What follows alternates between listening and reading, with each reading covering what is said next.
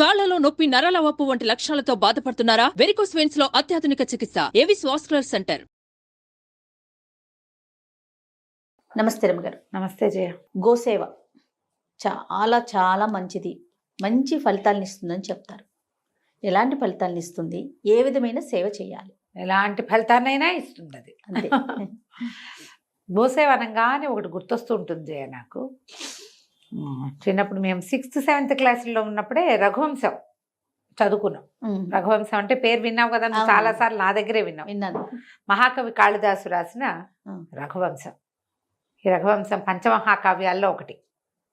రఘువంశం చదువుకోవడం అంటే చాలా పెద్ద విద్య సాధించినట్టే. మరి పైగా ఈ రఘువంశం అంటే ఏమిటి? రాముల వారి వంశ చరిత్ర.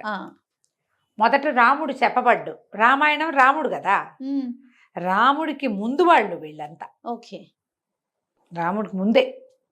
ఈ కాళిదాసు గారిని తలుచుకుంటేనే గూస్ బంప్స్ వస్తాయి. అసలు ఆ శ్లోకాలను చదువుకుంటే తలుచుకుంటే చాలా అద్భుతంగా ఉంటుంది. దాంట్లో రఘువంశంలో మొట్టమొదట దిలీప మహారాజు చేసిన గోసేవా వృత్తాంతమే ఉంటుంది. మనం ఇప్పుడు గోసేవ మనకి ఎన్నిటికి చెప్తారు? సంతానం కలగాలంటే గోసేవ, పాపాలు పోవాలంటే గోసేవ, పుణ్యం లభించాలంటే గోసేవ. ఈ మూడిటికి గోసేవ పనిచేస్తుంది. మనం ఎక్కడెక్కడ చేసిన పాపాలు పోతాయి గోసేవ చేస్తే. గోసేవ ఎలాంటివి? గోవుకి ఏదైనా పెట్టడం, గోవు గంగడోలు నిమరటం, గోవుకి పసుపు బొట్టు పెట్టడం, గోపృష్ఠానికి నమస్కారం చేసుకోవటం, గోపంచితం నెత్తి మీద చల్లుకోవటం, గోమయంతో ఇండ్లు శుద్ధి చేసుకోవటం. ఇవన్నీ కూడా గోసేవ కిందకే వస్తాయి. వీటితోటి ఇల్లు శుద్ధి అవుతుంది, పవిత్రం అవుతుంది, మన లోపల ఉన్నటువంటి కర్మక్షయం జరుగుతుంది. ఎన్నో చెప్తారు రకరకాలు. ఈ దిలీపుడి గోసేవా వృత్తాంతము చెప్పుకోవాల్సిన కథ, చాలా విశేషంగా ఉంటుంది. దిలీప మహారాజు రఘు మహారాజు యొక్క తండ్రి. ఆ రఘువు పేరే ఈ రఘువంశం. రఘురాముడు అంటామా? రాముడిని రఘురాముడు అని ఎందుకంటారంటే రఘువంశంలో జన్మించిన రాముడని. రాముడికి ముందు పేరు చేర్చుకోగలిగిన రఘువు అంత గొప్పవాడు. చాలా అద్భుతమైన కార్యాలు చేశాడు ఆయన. అంత అద్భుతమైన వ్యక్తికి తండ్రి ఈయన దిలీపుడు. చాలా బాగుంటుంది. అయితే ఈ దిలీప మహారాజు ఏం చేశారు అంటే, ఈయనకు సంతానం లేదట. సంతానం లేకపోతే ఈయన భార్య పేరు సుదక్షిణాదేవి. ఎప్పటికీ సంతానం కలగల. ఈ రఘువంశాన్ని రాజుల గురించి గొప్పగా విషయాలు చెప్పడంలో ఆయన ఎలా చెప్తారంటే, తప్పకుండా వాళ్ళు సంతానాన్ని పొందాలి, వాళ్ళ కుమారులు రాజ్యానికి రావాలి. ఇది నియమం, ఆ కాలపు నియమం అది. సంతానం కలగకపోతే ఈ రాజ్యాన్ని ఎవరికి ఇస్తారు? ఈయన ఎందుకో తనకు సంతానం కలగట్లేదు కాబట్టి మన కులగురువు అయినటువంటి వశిష్ఠ మహర్షిని అడిగి తెలుసుకుందాం అనుకున్నాడు. భార్యాద్వితీయుడై ఆమెతో కలిసి వశిష్ఠాశ్రమానికి బయలుదేరాడు. కథ మొదలవటమే ఇట్లా మొదలవుతుంది. ఈ రఘువంశరాజుల గొప్పతనాన్ని ముందేమో కాళిదాస్ గారు, నేను ఇంత పెద్ద విషయాన్ని చెప్పబోతున్నాను, ఇది చాలా పెద్దది, నేను పొడుగాటి వాడు మామిడి పండు కోసుకోవడానికి చెయ్యెత్తినట్టు మరుగుజ్జుమండి ఆయన నేను కూడా ఆ పండు కోసం ఎగురుతున్నాను. అంటే పొడుగ్గా ఉన్నవాడు ఈజీగా పండు కోసుకుంటాడు. అవును. పొట్టివాడు ఎంత శ్రమ పడాలి, కష్టపడాలి కదా. ఆ పని నేను చేస్తున్నా అని చెప్తాడు. ఎందుకంటే ఈ రఘునామ అన్వయం వక్షే అని చెప్తాడు. ఈ వీళ్ళ దీని గురించి చెప్పడం అంటే ఏంటంటే, పెద్ద సముద్రాన్ని చిన్న పడవతో దాటినట్టు ఈ ప్రయత్నం నేను చేస్తున్నానని మహావినయంతో చెప్పుకుంటారు కాళిదాస్. ఇది చెప్పి అప్పుడు వీళ్ళు రఘువంశరాజుల గొప్పతనాల గురించి చెప్తాడు. ఏదో చెప్తాడు, సోహం ఆజన్మ శుద్ధానాం ఆఫలోదయ కర్మణాం ఆ సముద్ర క్షితీశానాం ఆనాక రథవర్త్మనాం. ఈ శ్లోకం అంటే మహా ఇష్టం నాకు. ఆజన్మ శుద్ధులు, వాడు జన్మతోటే పుటకతోటే పరిశుద్ధమైన పద్ధతి కలిగిన వాళ్ళు. ఆ తర్వాత ఎంత సముద్రమే ఎల్లలుగా కలిగిన భూమి మొత్తానికి రాజులు వాళ్ళు.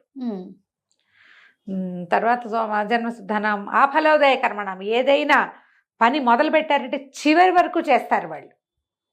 ఫలితం కనపడే వరకు పనిచేసే లక్షణం ఉన్నవాళ్ళు. ఏదో మొదలు పెట్టడము, అది అవ్వలేదు అనుకో, ఆ పోనీ లేదు ఇంకోటి మొదలు పెట్టరు వాళ్ళు. మొదలుపెట్టిన పని టిల్ ద ఎండ్ చేసేవాళ్ళు. ఎంత అద్భుతమైన క్యారెక్టర్ కదా అది. మరి తర్వాత ఆనాక రథవర్త్మనం, ఆకాశం ఈ స్వర్గం వరకు రథం మీద వెళ్ళగలిగిన వాళ్ళు. అంత గొప్పవాళ్ళు. స్వర్గం ఎక్కడుందో మన కంటికి కూడా కనపడదు. దానికి వెళ్ళే దారులు తెలిసిన వాళ్ళు. అలాంటి వాళ్ళ గురించి చెప్తానంటాడు. ఎంత బాగుంటాయో శ్లోకాలు, భలే ఇంట్రెస్టింగ్గా ఉంటాయి.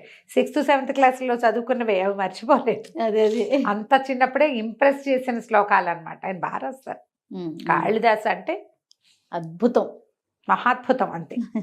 అయితే ఈ దిలీప మహారాజు గురించి చెప్తూ ఈయన ఏం చేశాడు, భార్యతో కలిసి బయలుదేరి వెళ్ళాడు. ఆ బయలుదేరి వెళ్ళే దారంతా వర్ణిస్తారు. అక్కడికి వెళ్ళిన తర్వాత వశిష్ఠ మహర్షిని కలుస్తారు. వశిష్ఠ మహర్షి ఏం చెప్తారంటే, ఈయన అడుగుతాడు, నేను సంతానం లేదు, నా పితరులు నేను ఇచ్చేటప్పుడు నేను ఇస్తుంటే నేను ఇది వదులుతాను కదా, తర్పణాలు విడిచేటప్పుడు వాళ్ళు చాలా కష్టపడుతున్నారు అనిపిస్తుంది. ఏంటి వీడిస్తున్నాడు, వీడి తర్వాత మాకెవరిస్తారు నీళ్లు అని నా పితృదేవతలు బాధపడుతున్నారు. నాకు అట్లా అనిపిస్తోంది. నా కోసం సహాయం చేయి, నాకు నువ్వే మాకు గురువి, నా సంతానాన్ని పొందే మార్గం, నాకెందుకు సంతానం కలగట్లేదో తెలియజేయి, సంతానం పొందే మార్గాన్ని తెలియజేయమంటారు. అప్పుడు వశిష్ఠ మహర్షి బాగా ఆలోచించి ఆయన తపశక్తితోటి ముందు తెలుసుకుని ఏం జరిగిందో, నాయన ఒకనాడు నువ్వు ఇంద్రుణ్ణి చూడ్డానికి వెళ్ళావు స్వర్గానికి. వెళ్ళి తిరిగి వస్తుంటే కామధేనువు కల్పవృక్షపు నీడలో తన సంతానంతో వేంచేసి ఉంది. అక్కడ ఆమెకి నమస్కారం చేయాలి. కామధేను అంటే మొట్టమొదటి ఆవు, సురలోక గోవు, కోరిన కోరికలు ఈడేర్చేది. ఆమె తన పుత్రికతోటి అక్కడ ఉంది, సంతానం ఉంది కామధేనువుకి. ఆమె అక్కడ కూర్చుని ఉండగా నువ్వు నమస్కరించకుండా వెళ్ళిపోయావు. నువ్వు ఎందుకు వెళ్ళిపోయావు? భార్య ఋతుస్నాత అయి ఉంది అంటే అప్పుడు మనం ఇదేమని చెప్తాము, మనం సేఫ్ పీరియడ్ అని చెప్తాం కదా. పూర్వకాలపు పద్ధతి ఎట్లా ఉండేదంటే, కరెక్ట్గా పీరియడ్స్ అయ్యి ఆవిడ స్నానం చేసి ఉన్నప్పుడు అప్పుడు గర్భధారణ అవకాశాలు లభిస్తాయి. కాబట్టి ఆ సమయంలో తప్పకుండా భార్యా సంగమం చేయాలి, అది నియమం. ఆమె తన కోసం వేచి ఉంటుందని ఈయన వచ్చేసాడు. నువ్వు వచ్చేసావు, ఆవిడ నీకేసి చూస్తోంది కామధేనువు, తనని చూడకుండా, సంతానంతో ఉన్న నన్ను చూడకుండా ఏ పని మీద ఇతను వెళ్తున్నాడో ఆ పని ఇతనికి అవ్వదు అని ఆమె అనుకుంది. శపించిందని పెద్దగా చెప్పబడదు అన్నారేమో, నాకు అట్లా అనిపించదు. నన్ను చూడకుండా ఏ పని మీద వెళ్తున్నాడో ఆ పని అవ్వదు, అంతే చాలు, నీకు సంతానం కలగలేదు నాయన అంటే అని నువ్వు ఆమెను సేవించాలి. భగవంతుడు నీకు ఇచ్చిన అవకాశం ఏంటంటే, కామధేనువు యొక్క పుత్రిక అయిన నందిని మనకి ఇక్కడ హోమధేనువుగా ఉంది. ఓహో, హోమధేను అంటే హోమానికి కావలసిన పాలు, పెరుగు, వెన్న, నెయ్యి అన్నీ ఆమె నుంచే వస్తాయి. మన ఆశ్రమంలోనే ఉంది. ఈమెని సేవించు, ఈ ఆవుని సేవించమన్నాడు. నందినికి ఒక దూడ కూడా ఉంది, చిన్న శిశువు ఉంది. నువ్వు ఇక్కడ ఉండి ఆశ్రమంలో ఉండిపోంటే తనతో వచ్చిన వాళ్ళని పంపించేసి భార్యతో సహా ఆ పర్ణశాలలోని ఈ ఋష్యాశ్రమంలోనే ఉండిపోయాడు దిలీప్ మహారాజు. వెళ్ళిపోయి ఉండి ఇక్కడ పొద్దున్నే రోజు ఏం చేసేవాళ్ళు, భార్యాభర్త ఈ ఆవుని చక్కగా ఆశ్రమం అంతా బాగు చేసి, ఆవు ఉన్న శాలంతా బాగు చేసి, తర్వాత దూడకి పాలిచ్చి, దూడ పాలిచ్చిన తర్వాత ఆవును తోలుకుని, ఆవు బాగా నడవాలి, ఓకే, గడ్డిగా మేయడానికి తీసుకుపోయేవాడు. అడవంతా తిప్పి సాయంకాలం తిరిగి వచ్చేవాళ్ళు. సాయంకాలం రాగానే ఈవిడ ఏం చేసేది, గబగబా ఆవిడకి హారతి ఇచ్చి బొట్టు పెట్టి పువ్వులు వదల్లి ఆయనకి ఆవిడకి నమస్కారం చేసుకున్నాక ఆవు తన దూడకి పాలు ఇవ్వడానికి వెళ్ళిపోయింది. ఉదయకాలంలో తీసిన పాలు హోమంలో వాడుకునేవాళ్ళు, సాయంకాలం ఆ దూడకి పాలు ఇచ్చేసేది, అంతే. కొన్ని రోజులు ఇక్కడ ఉన్నారు, 3 వారాలు ఉన్నారట, 21 days అని చెప్తారు. అయితే ఏం చేసేవాడు, ఆవుని తోలటం కాదు, తీసుకెళ్ళటమే. కూర్చుంటే కూర్చున్నాడు, నుంచుంటే నుంచున్నాడు, నడిస్తే నడిచాడు. ఆవు ఎటు వెళ్తే అటు వెళ్ళాడు. ఆవుని రక్షించాలి, అడవి కదా, అక్కడి నుంచి దాని మీద ఏమైనా ఆవు మీద ఈగలు అవి వాళ్తుంటే ఆ తోకతో ఈయన కూడా తులిచేవాడు. తర్వాత దానికి మెడ కొంచెం దురద పడుతుంది. ఆవులకి గంగడోలు నిమరటం ఒక సేవ. మీరు ఆవుని మొహం మీద నిమర్రు, మెడ కింద ఇట్లా వదులుగా ఉంటుంది చర్మం, గమనించండి. ఆ గంగడోలు నిమిరితే ఆవు సంతోషంగా ఉంటుంది, అక్కడ ఒక దురద వస్తుంది దానికి. మెడెత్తి మెడ నిమిరించుకుంటాయి. మీరు గమనించలేదు, ఎప్పుడు నీకు తెలియదేమో, పల్లెటూళ్ళలో వాళ్ళకి తెలుస్తుంది. ఆవు దగ్గర గంగడోలు అంటారు దాన్ని. ఆ మెడ కింద భాగం నిమురుతూ ప్రతిరోజు తీసుకుపోయేవాడు, తీసుకొచ్చేవాడు. అట్లా సేవించారు. సాయంకాలం రాగానే ఆవిడ పరిగెత్తుకుంటూ వచ్చేది దూడకి పాలు ఇవ్వాలి. సాయంత్రం వేసరికి పగలల్లా ఆహార స్వీకారం చేస్తుందా, దూడ పాలు తాగేటమికి పాలు చెప్తూ ఉంటాయి, చకచకా వెళ్ళిపోవాలి. అయినా కూడా ఆవిడ ఓపికగా నందిని ఈ సేవ తీసుకుని, రాణిగారు చేసేది సుదక్షిణాదేవి చేసిన సేవను తీసుకుని అప్పుడు దూడ దగ్గరికి వెళ్ళేది. ప్రేమగా సేవింప చేసుకునేది ఆవిడ. ఈయన సేవించేవాడు. 21 రోజులు గడిచాక ఏమైందట, ఈ ఆవు అలా వెళ్తూ వెళ్తూ ఒక గంభీరంగా ఉన్న ఒక కొండ గుహలోకి ప్రవేశించింది. ఈయన గబగబా ఆవును రక్షించాడు. చటుక్కుని భయమైపోయింది, లోపలికి వెళ్ళిపోయింది. వెళ్ళేసరికల్లా ఓ పెద్ద సింహం వచ్చి పడింది ఆవు మీద. పడేసరికల్లా ఈయన ఏం చేశాడు, ఆవును రక్షించడానికి ఈయన ధనుర్బాణాలు ఏవో ఉన్నాయి,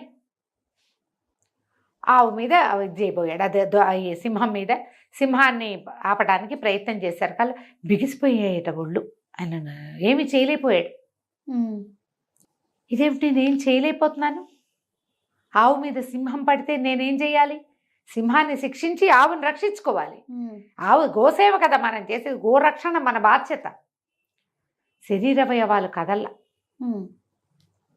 ఆ లోపల ఒక ఉద్వేగం వచ్చేసింది, తను రక్షించలేకపోతున్నాను.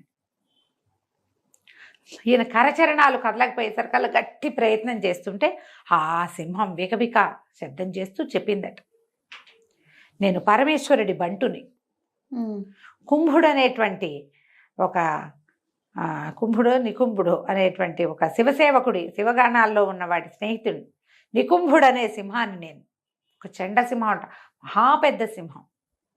ఇక్కడ ఒక దేవదారు చెట్టు ఉంది, పార్వతీదేవి స్వయంగా నీరు పోసి పెంచుకుంది. ఆ చెట్టుని రక్షించటానికి నేను ఇక్కడ ఉన్నాను. ఆ చెట్టుని ఏ జంతువులు, ఏ ఏనుగులు ఏవి వచ్చి దాని మీద తమ మొహాలు ఆనించకుండా, ఆ దేవదారు వృక్షం అంటే మహాప్రీతి అమ్మవారికి, దాన్ని రక్షించటానికి నేను ఇక్కడ ఉన్నాను. ఇక్కడికి ఈ ప్రాంతానికి వచ్చిన జంతువులు నాకు ఆహారంగా పరమేశ్వరుడు విధించాడు. ఆవు వచ్చింది నేను తింటాను. పైగా నేను ఇట్లాంటి వాడిని కాను, నంది మీద ఎక్కటానికి పాదపీఠంగా ఉంటాను నేను. నంది మీద ఎక్కడానికి ఒక స్టూల్ మీద నుంచి కదా నంది మీదకి ఎక్కాలి, ఆ స్టూల్ నేను. అలాంటి వాడిని శివపాద స్పర్శ, గిరిజాపాద స్పర్శ కలిగి ఉంటాను నేను. నా ముందు నీ కరచరణాలు ఎట్లా ఆడతాయి, నువ్వు నన్ను ఎట్లా శిక్షిస్తావు అనేసరికి అర్థం, నా పరాక్రమము నా సాహసం అన్నీ పోయినాయే, ఇంత చేసి భూమి మొత్తాన్ని పరిపాలించేవాడిని ఒక సింహాన్ని కొట్టలేకపోతానా నేను అనిపించింది ఆయనకి. అవమానపడిపోయాడు ఆయన, బాధపడ్డాడు. గోవుని రక్షించాలి, సింహాన్ని శిక్షించాలి, నా శక్తి ఎందుకు చాలటం లేదు. అప్పుడు పరమేశ్వరుడి దగ్గర ఉన్న సింహం అనేసరికి మరి భగవంతుడి ముందు నేనెంత వాడిని, భగవంతుడి పాదసేవ చేసుకునేటువంటి సింహాన్ని నేనేం చేయగలను. కానీ అప్పుడు ప్రార్థన చేస్తాడు, నీకు ఆహారం కావాలి, నేనేమో గోవును సేవించాలి, గోసేవ కోసం నన్ను నేను సమర్పించుకుంటాను, నన్ను తినేసేను, నీకు ఆహారం నేనైపోతా, గోవును వదిలిపెట్టు. సాయంత్రానికి గోవు వశిష్ఠాశ్రమానికి వెళ్ళిపోతుంది. అంటే ఈయన సింహం ఎక్కిరిస్తాడు, ఏమిటి ఒక కేవలమైన గోవు కోసం ప్రాణాలు ఇస్తావా, 1,00,000 గోవులు ఎడం చేత్తో ఇవ్వగలవు నువ్వు. భూమండలానికి రాజంటే భూమి మీద ఉన్న ప్రతి ఆవు నీదే కదా, ఆ గోదానం చేయగలిగిన సమర్థుడివి. ఒక కేవలమైన గోవు కోసము నువ్వు నీ ప్రాణాలు అర్పిస్తావా అంటే కాదన్నాడు. గోవు కేవలమైంది కాదు, భూమితో సమానమైంది. పైగా మా గురువు యొక్క గోవు, హోమధేనువు. ఈమెను రక్షిస్తానని నేను ఒప్పుకుని ఇన్ని రోజులుగా ఆమెను సేవిస్తున్నా. రేపు నా వంశానికి బీజం పడాలంటే ఈ సేవే నాకు ఫలితం లభిస్తుంది.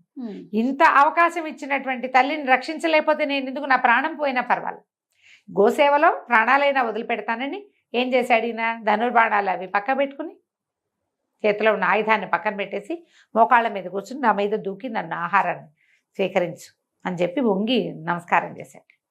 తన మీద ఏమీ పడలేదు. నందిని ధేను మాట్లాడింది, దిలీప నీ సేవకి మెచ్చాను, ఇది నేను కల్పించిన మాయే లే అని చెప్పిందట ఆవు. ఆవిడెవరు, కామధేను యొక్క పుత్రికే కదా ఈ ఆవు. సింహం లేదు అక్కడ, కొండ గుహ కూడా లేదు. లేవ తీసి వెనకాల తీసుకెళ్ళిపోయి ఆ తర్వాత ఆయనకి సంతానం కలిగింది. ఈ సేవ చాలు, నేను సంతృప్తురాలని అయ్యాను.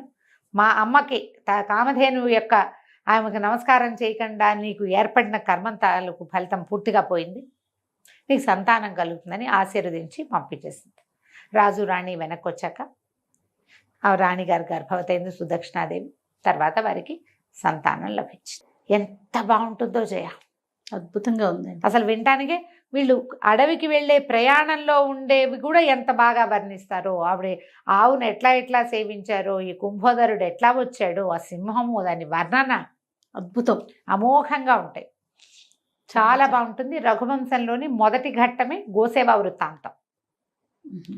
చిన్న వృత్తాంతాలే ఉన్నాయి మాకు, చిన్నవే ఉన్నాయి. తర్వాత ఇంటర్మీడియట్లో కాలేజీలో చెప్పినప్పుడు కూడా నేను ఇది చెప్పాను. గోసేవ చేస్తే మనకి సంతానానికి మంచిది, సౌభాగ్యానికి మంచిది, కర్మక్షయం కలుగుతుంది. తర్వాత ఎక్కడా తీరని సమస్యలు ఉంటాయి కొన్ని జయ. ఆ గుడికి వెళ్తాం, ఈ గుడికి వెళ్తాం, పూజ చేస్తాం, ఎంతో తీరదు. అవి గోసేవతోటి తీరుతాయి. ఏదో ఒక వస్తువు తీసుకెళ్ళి సమర్పించేసామా, ఆహారం పెట్టామా అని కాకుండా స్వయంగా గోవుని ముట్టుకుంటే చాలా రకాల పాపాలు పోతాయి. మనం కొన్నిసార్లు దేనివల్ల ఈ పని అవ్వటం లేదో మనకు అర్థం కాదు. అవును, దేనివల్ల ఇలాంటి సమస్యలు వస్తున్నాయో తెలియదు. అలాంటప్పుడు కనుక గోసేవ చేయడం. అయితే ఈ గోసేవ అంటే నేను ఒక దేవాలయం దగ్గర గోవులకి పెట్టడానికి వెళ్తే ఇంత కట్ట చపాతీలు ఉన్నాయి అక్కడ పక్కన పడేసి. ఏమిటి అంటే జీటీఎస్ కాలనీ టెంపుల్. అబ్బాయి చెప్పాడు, అమ్మ వద్దంటే వినరు, మీరేమో టీవీలలో చపాతీలు పెట్టండి, అవి పెట్టండి, దీనికి ఇది పెట్టండి, అది పెట్టండి అంటే వాటికి పడదమ్మా. 2 ఆవులు చనిపోయినాయి పిచ్చి తీళ్లతోటి, ఎంత చెప్పినా వినరు. చపాతీ ఒక చిన్న ముక్క, ఇంత ముక్క పెడితే సరిపోదా, కట్టలు తెచ్చి పెట్టేసేస్తారు, వాటికి ఏం తెలుస్తుంది, తినేస్తే డబ్బులు చేసేస్తాయి. ఆవుకి ఇవి పెట్టకూడదు అని నియమం ఉంటుంది. నేను ఉలవలు పట్టుకెళ్తాను జయ ఎప్పుడైనా ఒకసారి. ఉలవలు ఒక రోజంతా నానబెట్టి మర్నాడు ఉడకబెట్టి ఒక 3 గుప్పెళ్ళు అన్ని ఉలవలు పట్టి తీసుకెళ్తాం. దీనికి పెట్టద్దు అంటే దానికి పెట్టం, అమ్మ దాన్ని పడదమ్మా పెట్టకండి, ఈ ఆవుకు పెట్టండి, అవి తింటుంది. కొన్ని మాకు వద్దంటాయి, ఒప్పుకోవు, కొన్ని ఆవులు తినవు. నాకు తెలగపిండి పెట్టాలని ఉంటుంది. ఊళ్ళల్లో మేము తెలగపిండి పెట్టేవాళ్ళం. తెలగపిండి అంటే ఇక్కడ అలవాట్లేదమ్మా, అవి తినవు, పెట్టకూడదు అంతే. అవి తినని వాటిని పోనీ వాటికి జబ్బు చేస్తుందని తెలిసినప్పుడు పెట్టచ్చునా మనం? జాగ్రత్తగా పెట్టకూడదు. అవేమిటో చెప్పాడు, అవేవో కాయలుగా వచ్చేస్తాయట ఒంటి మీద, పాపం. అయ్యో, చాలా బాధపడతాయి. మీరు గోసేవ చేస్తే ఏదో పుణ్యం వస్తుందని గోవులకు పడని ఆహారాలు పెట్టకూడదు. సంరక్షకుడు లేకుండా మీరు పెట్టకండి. పక్కన వాడు ఉండి, ఒక మనిషి ఉంటాడా, ఎవరో గోసేవ సంరక్షణ చేసేవంటాడు, ఈ ఆవుకి ఇవి పడవమ్మా అంటే నేను పట్టుకెళ్ళాను కాబట్టి పెట్టాల్సిందేనని అనుకోకండి. ఇంక వేటికైనా పెట్టండి, ఎవరికైనా దానం చేసుకోవచ్చు కదా. గోసేవ చేయండి అనగానే ఇలా అయిపోతారు. చూసి జాగ్రత్తగా పాపం మూట కట్టుకోకండి. పుణ్యం సంపాదించే క్రమంలో పోయి పుణ్యాన్ని పోతే పాపం ఎదురైందని ఆ పని మాత్రం చేయకండి. వాటి మరణానికి కారణం ఏమిటి? ఇంకేముంది, మన సేవ అదే కదా, గంగలో కలిసినట్టే, మొత్తము పాపం వస్తుంది కదా. చూసుకుని చేయండి. గోసేవ వల్ల చాలా మంచి ఫలితం లభిస్తుంది. తప్పకుండా రమ్మగారు. నమస్తే. నమస్తే. సుమన్ టీవీలో మీ పర్సనల్ అండ్ బిజినెస్ ప్రమోషన్స్ కోసం కింది నెంబర్కి కాంటాక్ట్ చేయండి.